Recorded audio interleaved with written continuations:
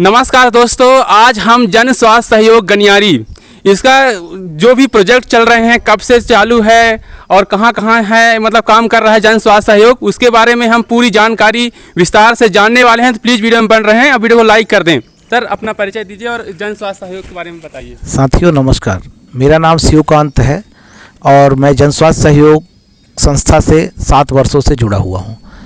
जैसा कि अभी उमेश भाई ने कहा कि जन स्वास्थ्य सहयोग संस्था क्या है, क्यों है और कैसे है, तो सबसे पहले आप ये जानिए कि सामुदायिक स्वास्थ्य को बेहतर बनाने के लिए अंतिम छोर तक पहुंचकर गुणवत्ता युक्त स्वास्थ्य जन समुदाय को मिले, उसके लिए इस संस्था का परिकल्पना किया गया। इस संस्था को बनाने वाले 8 एम्स से निकले हुए डॉक्टर की एक समूह ने तय किया।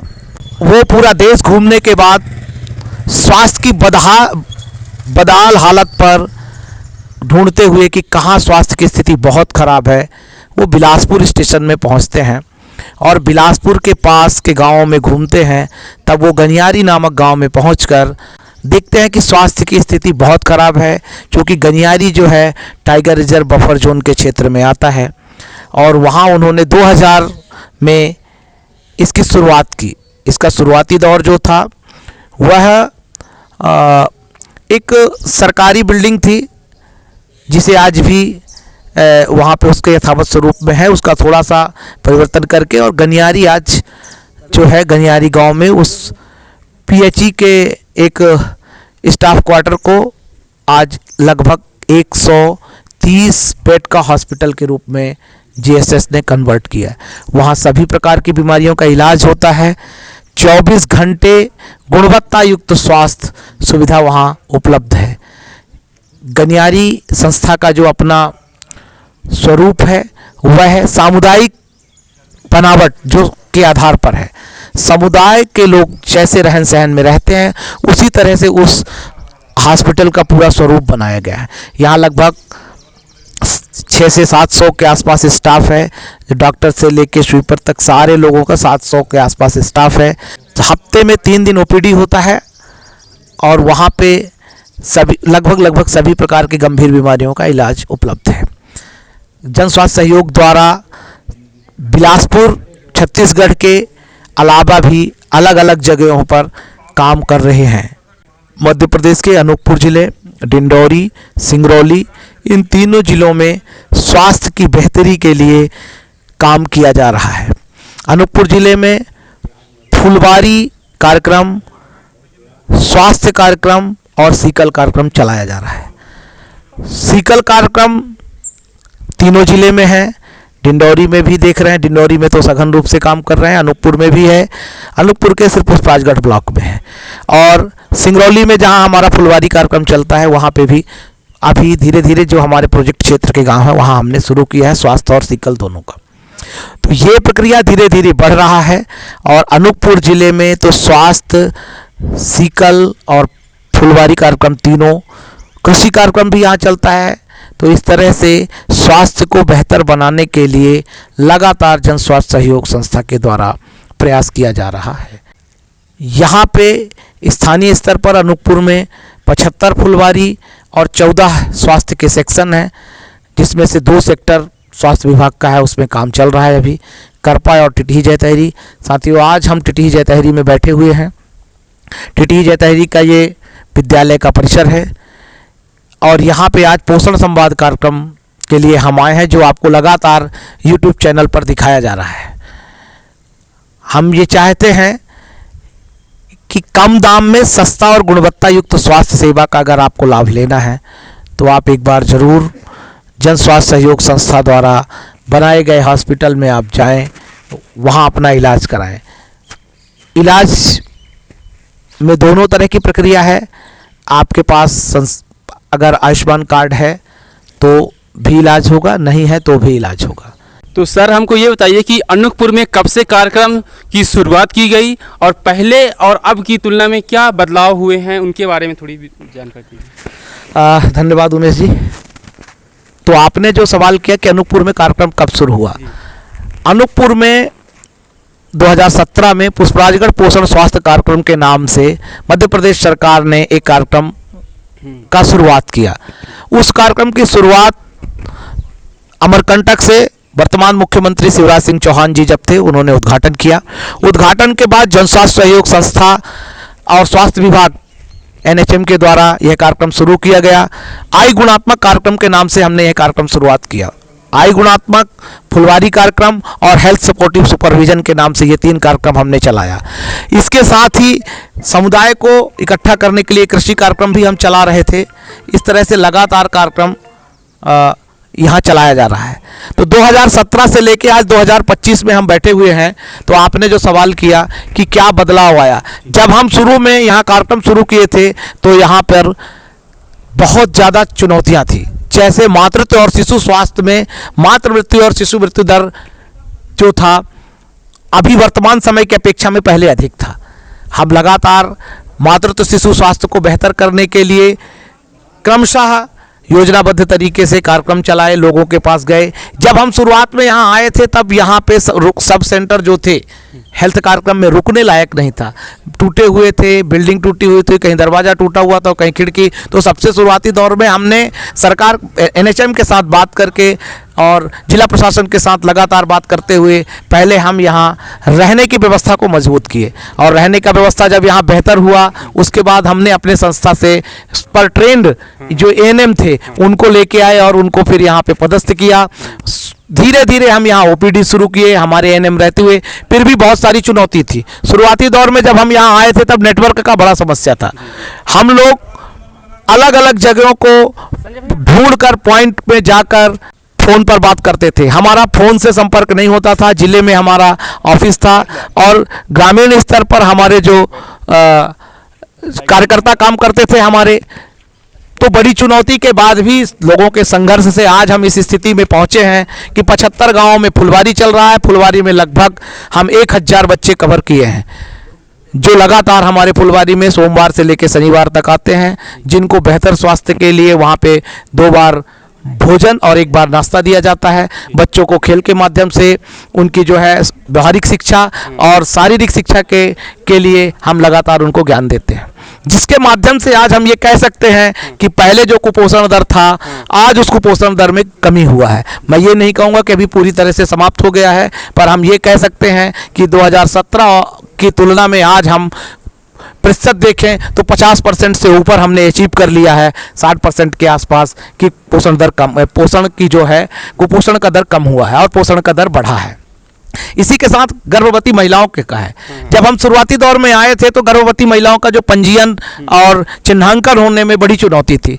वजह ये नहीं था कि यहाँ का जो टीम था वो काम नहीं करना चाहता है, वजह ये था कि दूरस्थ क्षेत्र होना और संसाधन की कमी होने के कारण बड़ी चुनौती होने की वजह से वो समय पर उपलब्ध नहीं हो पाता था। ब्लॉक का भी डाटा में बड़ा दिक्कत था।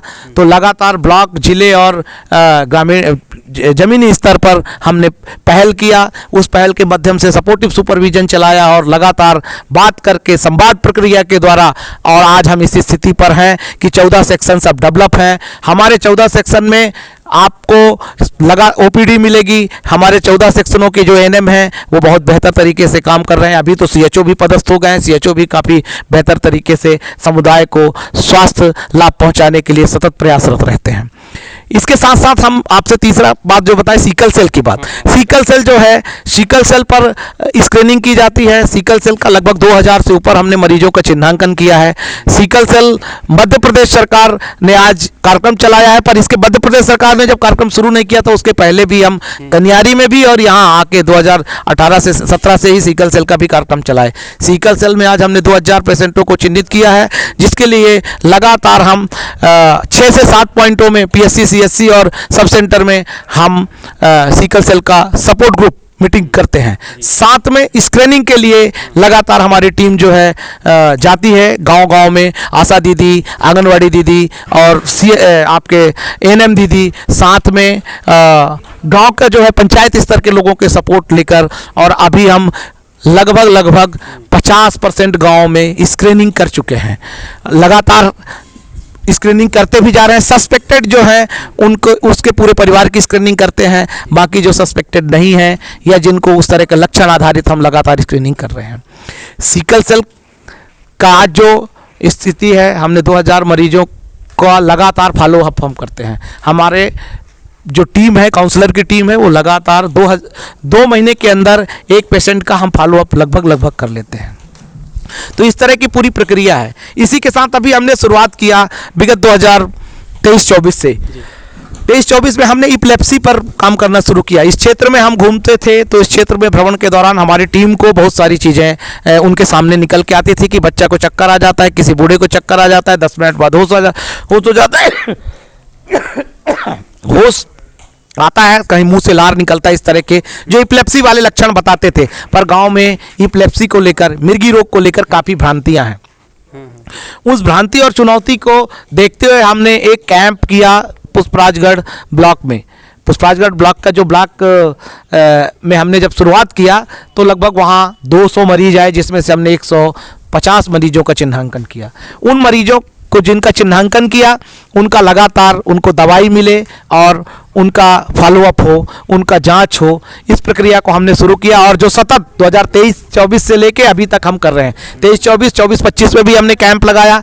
कैंप में एम्स के एक्सपर्ट डॉक्टर ममता जी आते हैं और वो उनको देखते हैं। तो इस तरह से JSS अनूपपुर जिले के पुष्पराजगढ़ ब्लॉक में स्वास्थ्य की बेहतरी के लिए 2017 से और वर्तमान समय तक अपना पूरे टीम के साथ 24 घंटे जमीनी स्तर पर उपलब्ध है और लोगों का मदद करता है।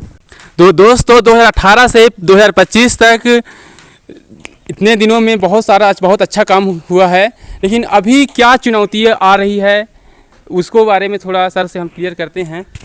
मैं आपको एक बात बताऊं कि 2017 से जब हमने काम शुरू किया और अभी 2025 में है, मुख्य रूप से 3-4 चुनौतियां अभी भी बनी हुई है। एक तो दूरस्थ क्षेत्र है, जिला मुख्यालय से 150 किलोमीटर दूर तक फैला हुआ हमारा क्षेत्र है जहां हम काम करते हैं। ब्लॉक मुख्यालय से भी लगभग 100 किलोमीटर दूर तक है। बड़ी तुम्मी जो एरिया है, वो आखिरी छोर जो है टिटी जैतैरी क्षेत्र का, वहाँ तक अभी भी 2-3 तरह की चीज़ें। एक तो आवागमन के साधन की बड़ी समस्या है।